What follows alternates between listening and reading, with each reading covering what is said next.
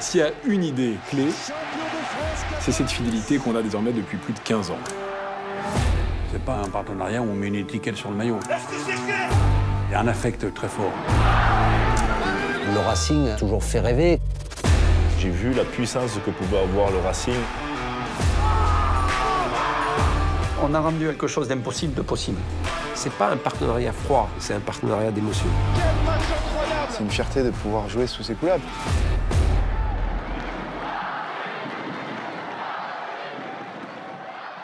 Finale à Lyon du championnat de France de rugby à 15 entre Lourdes, maillot foncé, et le Racing Club de France. Ce club, c'est une histoire, et une histoire qui se réinvente en permanence. C'est le premier club de rugby en France depuis 1882. Il y a eu beaucoup de grands personnages qui sont passés par le Racing, qui ont marqué l'histoire du rugby français et mondial.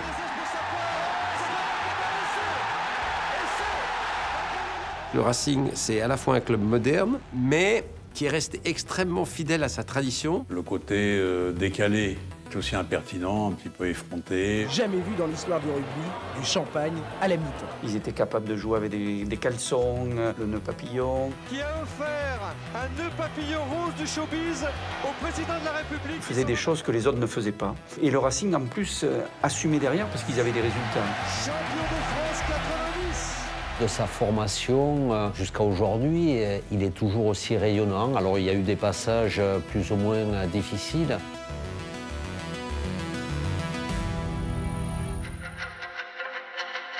Après la défaite samedi contre Castres, la 5e en 6 matchs de championnat. Pour les Parisiens, le temps presse. Les salaires de novembre n'ont pas été payés. Au 31 décembre, le dépôt de bilan pourrait être annoncé. Le Racing, comme le Stade Français, comme d'autres grands clubs omnisports, a vécu la difficulté de gérer et le sport amateur à côté du sport professionnel.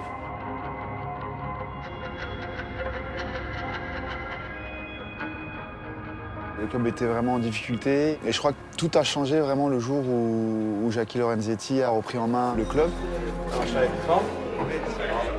Moi, je suis arrivé à un moment compliqué de la vie du Racing. Sportivement, il était en bas des deux. On était dans des Algeco à la Croix de Berny, un seul terrain. On était des SDF du rugby un peu. On a connu des histoires très parallèles entre Natixis et le Racing. Natixis, en 2009, est vraiment au fond du trou. C'est la période de la grande crise financière et Natixis est probablement la banque française la plus touchée par ça. Alors, la première décision que j'ai prise, c'était de trouver des partenaires pour me donner un coup de main. Donc, on noue un partenariat avec Natixis et on essaye de le faire sur le long terme. Et ensuite, c'était l'entraîneur. Voilà, donc, de trouver un patron sportif. Et on m'a donné un surnom au futur entraîneur, c'était le Messi. On est parti d'un champ de ruines. Notre ambition sera de rivaliser avec les meilleurs. Ça veut dire que notre objectif sera de construire la meilleure équipe possible pour jouer le meilleur rugby possible. C'était une course contre la montre. Le premier objectif quand Jackie est arrivé, c'était de replacer le Racing là où il doit être, c'est-à-dire en première division.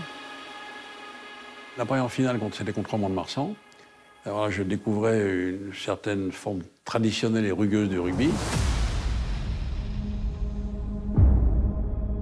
Ils avaient fait l'échauffement en tenue de para. Le treillis et tout, ils étaient entrés sur le terrain comme ça.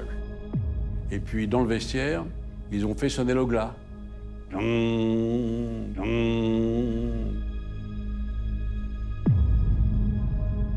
notre histoire. Et pour laisser des clubs à la première division. La première qui le font. C'est pour ça qu'on est là.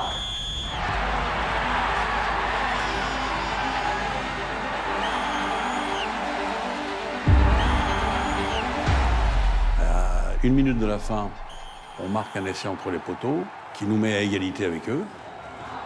Ça se joue sur une transformation. Mais c'était entre les poteaux, donc c'était immanquable.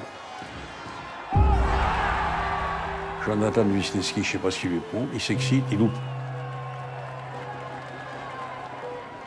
Et puis on s'est fait battre dans la prolongation. C'était assez frustrant parce que je pense qu'on était quand même favoris de ce match et tout le monde nous voyait remporter cette finale et monter en top 14. Sur le moment, ça m'a fait chier, je dois le dire. Le sport a ça d'intéressant, c'est que ça oblige à se remettre en question régulièrement et à continuer à ne pas lâcher, quoi. Ne jamais lâcher. Natixis a toujours été là, dans les meilleurs moments et parfois dans les moments plus difficiles, et on a toujours été là. Et ça, c'est le cœur de ce partenariat. Peut-être que c'était une défaite qui nous a servi parce que ça nous a permis de nous construire mieux pour affronter le top 14. Et l'année suivante, on est monté directement en étant champion des deux. Top 14, top 14.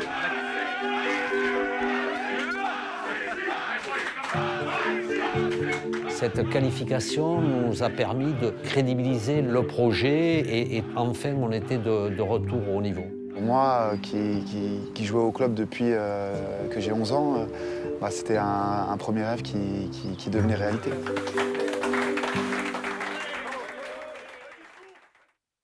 Dès la première saison, on perd en quart de finale et dès la deuxième saison, demi-finale. Mais ça a été dur. Il a fallu s'adapter à ce rugby-là.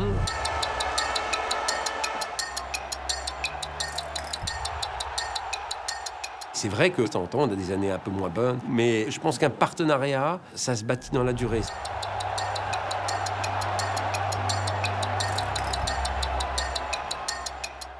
J'ai manqué d'humilité. Et donc, voilà, je m'imaginais tout au sommet très rapidement. Le rugby m'a appris la patience, hein, ça c'est clair.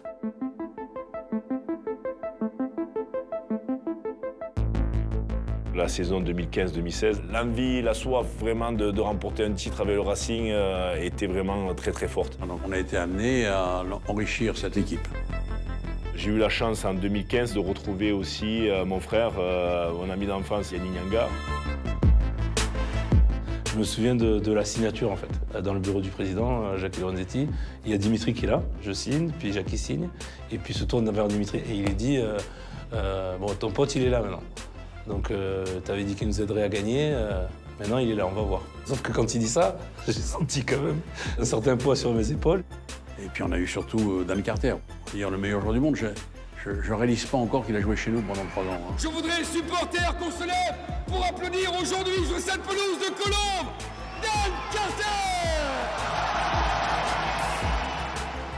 The team spirit is very important and there's no magic formula. Au Racing, il n'y a pas de star. La seule star, c'est l'équipe. We had a good mixture of a lot of talent, a lot of enthusiasm, a lot of passion, a lot of things that we wanted to achieve that year. Et il y avait quand même des Néo-Zélandais, il y avait des Fidjiens, donc il y avait des cultures différentes et il y avait toujours quelqu'un qui faisait le lien entre une culture et une autre. We got to know everybody on a personal level, really gelled as a team. En termes de différence entre les gens et de liant, c'est le plus fort que j'ai jamais connu.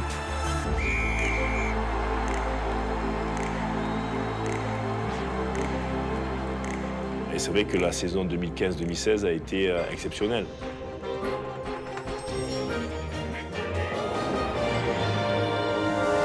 Un mot de rugby et le Racing 92 en finale de la Coupe d'Europe pour la première fois de son histoire. On fait ça pour vivre ce genre de match. Très grosse équipe qui faisait les finales quasiment tous les ans. Des conditions climatiques déplorables, il pleuvait. C'était la première fois qu'on arrivait en finale, ouais. Et je pense que ça a été un apprentissage énorme pour nous. Mais qui s'est fait éteindre là. Sincèrement, ils sont supérieurs. Jackie Lorenzetti commence à comprendre le sacre des Saracens, l'immense déception des joueurs du Racing.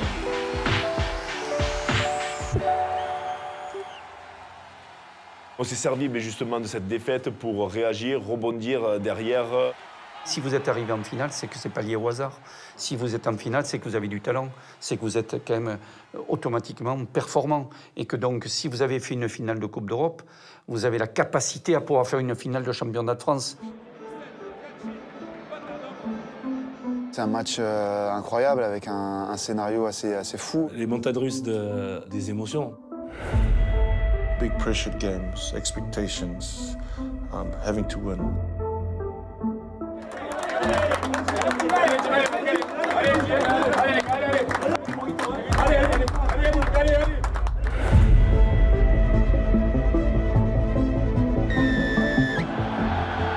fait une bonne entame de match où on prend le score, donc on est en pleine confiance. Et après, il arrive justement notre temps faible, on commence un petit peu à fatiguer. Clermont arrive justement à réagir. Un match très tendu, où il y a des CC un peu partout. Enfin, c'est un chassé-croisé en fait. Ils reviennent au score, donc là, match nul, prolongation.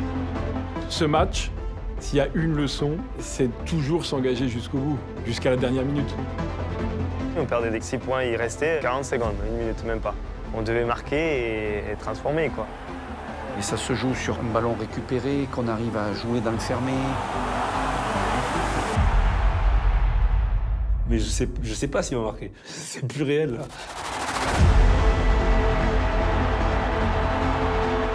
Dès que j'ai pris les ballons, je savais que j'allais marquer.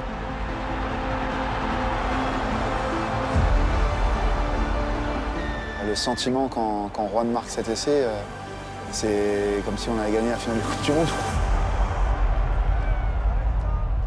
Donc là, on revient à 1 point de Clermont et il manque la transformation à passer. Je reviens avec les ballons et je donne ça à Dan. Il me touchait la tête comme ça. Il me dit « T'inquiète, petit, t'as fait ton boulot, tu vois. Je vais faire le mien. » Then Dan having to kick from a crucial kick, big pressure kick. He loves that kind of situations. I think a strong part of being a leader is taking important moments when there's lots of pressure, walking towards those moments and standing up.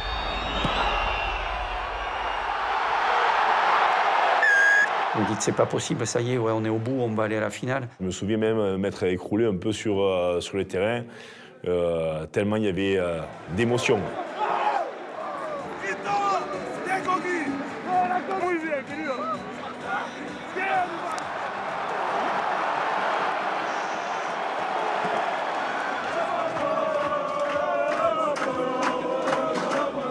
Moi, j'aime cette idée qu'on a à la fois des valeurs communes, c'est l'engagement, c'est le collectif, et ce sont en fait des valeurs qu'on partage.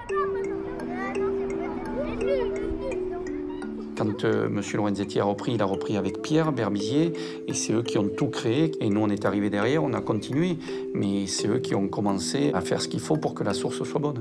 Quitte à venir dans ce projet, c'était pour redonner et respecter l'histoire du Racing. Pour moi, la grande histoire du Racing, c'est quand même la formation.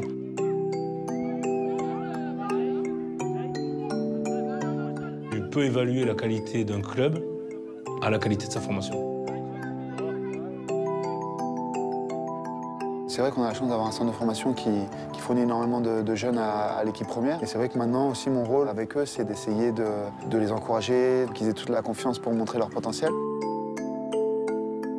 La formation, c'est quelque chose qui est extrêmement important pour le Racing. Et c'est pourquoi, chez Natixis, on a voulu très rapidement être partenaire du centre de formation du Racing. It's very important, especially with the academy, because that's our future.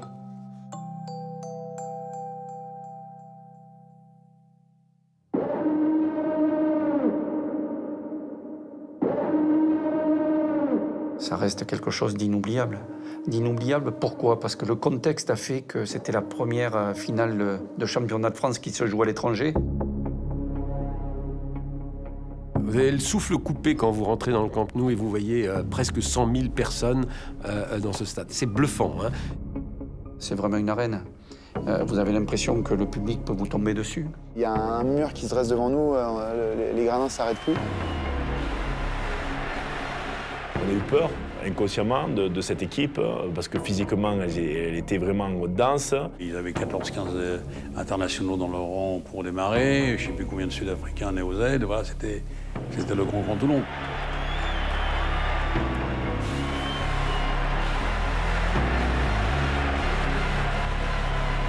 La finale, c'est la dernière marche. C'est-à-dire que soit vous basculez du bon côté, et là, vous êtes le vainqueur, et là, c'est fabuleux. Soit vous êtes vice-champion, mais vous êtes le loser.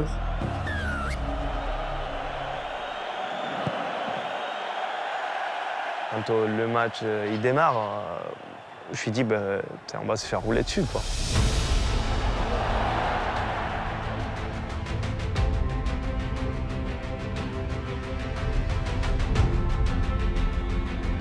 Pour qui Quito, le retour intérieur de Matt Quito, pas de soutien en hauteur. Oui, attention à ce plaquage de Maxime Machno. À la 18e minute, l'arbitre vient me voir et me dit « Dimitri, je ne peux pas faire autrement, je dois faire respecter en fait les nouvelles règles. » Vous connaissez la règle, le plaquage retourné, le joueur retombe sur la tête, c'est un carton rouge, monsieur.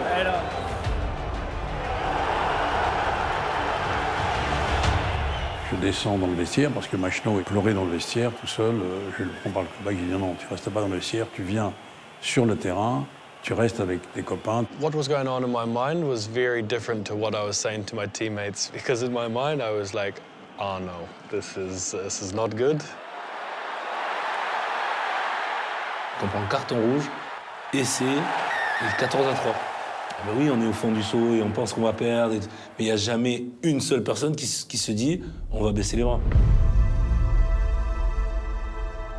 Je commence à faire un peu de calcul, dire attends, il y a un mec qui doit sortir parce qu'on doit en faire rentrer un demi de mêlée. On n'a pas voulu prendre une décision de suite. Il y a Ronimov qui décide de passer à la mêlée. Jamais de ma vie je jouais un demi de mêlée. Il y avait beaucoup de pression, je ne savais pas vraiment quoi faire. Les 3-4 minutes où on discute, il s'en sort bien. Et là, on décide entre nous d'attendre peut-être la mi-temps pour faire le changement. À la mi-temps, on discutait, tous les gens disaient « mais c'est plié, c'est fait, ça y est, c'est perdu, c'est dommage. » Voilà. Vestiaire, je prie à Dimitri Sarceski, je lui dis « est-ce que tu peux m'expliquer comment je balance la balle dans la mêlée parce que je ne sais pas ce qu'il faut faire. »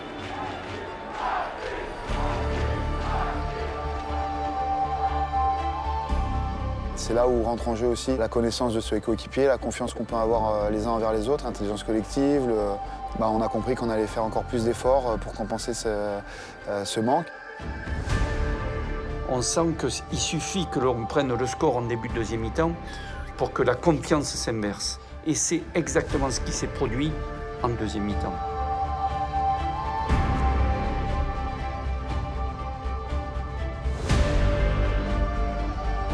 If you see the action, I'm just stepping, give me the ball, please. So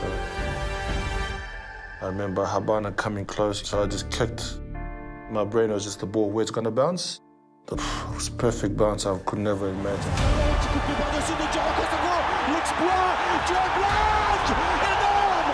Djoroko Soko qui inscrit cet essai, l'essai du Black. Énorme. Pure emotions that were...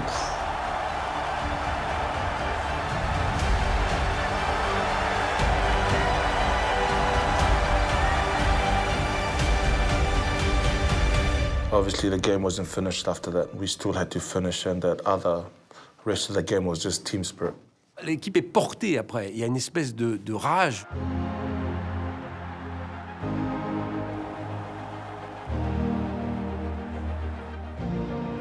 Il y a eu cette période, à un moment, où on sent que Toulon peut reprendre le fil du match.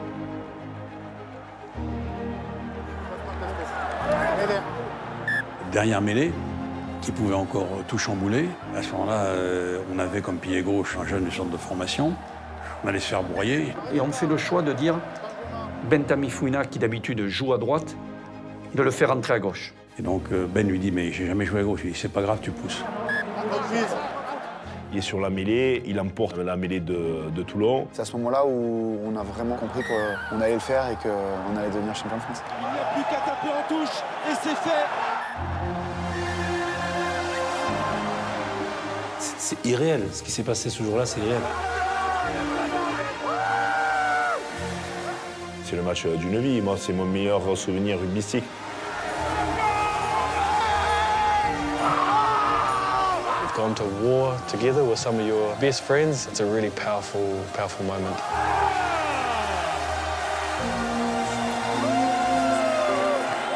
C'est quelque chose magnifique, mémorable. Je vais être clair, je paierai pour y revenir. Sincèrement, je paierai pour y revenir.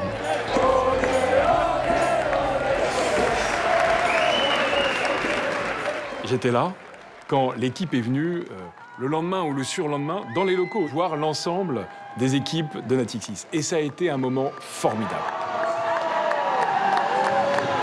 On a été associés à cette victoire, en fait, comme si ils nous rendaient hommage de dire on a la fierté d'avoir votre nom sur le maillot et voilà, on vous rapporte notre réussite.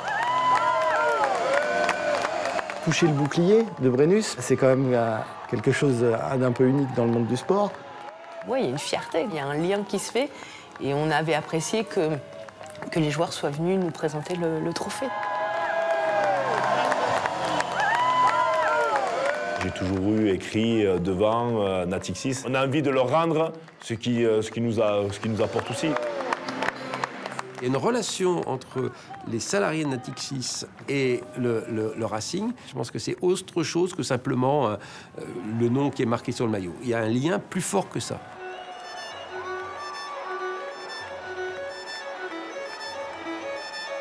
Ce qui m'intéresse à la fait, c'est moi je prends mon pied à bâtir. J'aurais pas fait l'Arena, j'avais pas fait le rugby, j'aurais pas fait le rugby, j'aurais pas fait l'Arena. Avant 60 000 spectateurs, aujourd'hui des immeubles à la triste géométrie et plus qu'une seule tribune de 6 000 places. Moi forcément j'étais très attaché au stade d'Ivry-Manoir parce que j'y avais grandi, mais c'est vrai qu'il commençait à être un peu vétuste. Et donc j'ai cherché, j'ai fouiné autour de Paris. Et évidemment tout de suite je suis tombé amoureux, conquis, passionné par ce terrain. Là on est passé peut-être du stade le plus ancien, plus vétuste de top 14 à l'enceinte la plus incroyable de top 14. J'ai rêvé de vos exploits ici. J'ai rêvé des 30 000 spectateurs, des supporters, des fans qui viendront ici, animer ces tribunes vertigineuses pour vous voir jouer.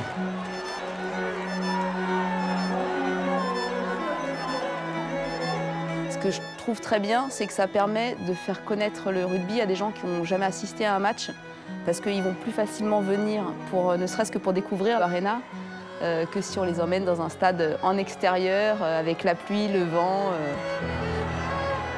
C'est un endroit où les gens sont, je crois, heureux pour venir et au match et au spectacle, donc ça me va bien.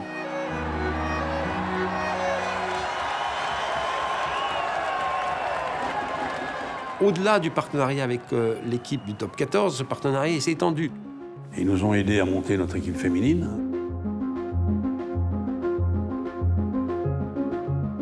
Le président voulait qu'une équipe féminine soit complètement associée au Racing 92. Ils ont beaucoup travaillé pour que ça aboutisse ici. On sent très bien qu'on est une part entière de cette grande famille du Racing 92.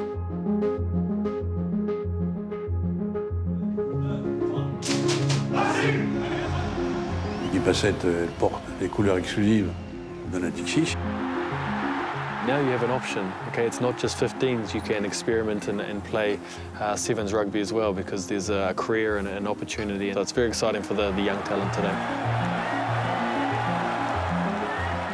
Pour moi, le mot-clé de ce partenariat entre le Racing 92 et Natixis, c'est la fidélité. La fierté de ce partenariat, c'est que ce n'est pas simplement le nom sur le maillot. C'est beaucoup plus que ça. C'est un accompagnement beaucoup plus large du Racing, de la famille du Racing, et qui va bien au-delà de moi et qui va continuer après. Et ça, voilà, ça c'est une grande fierté.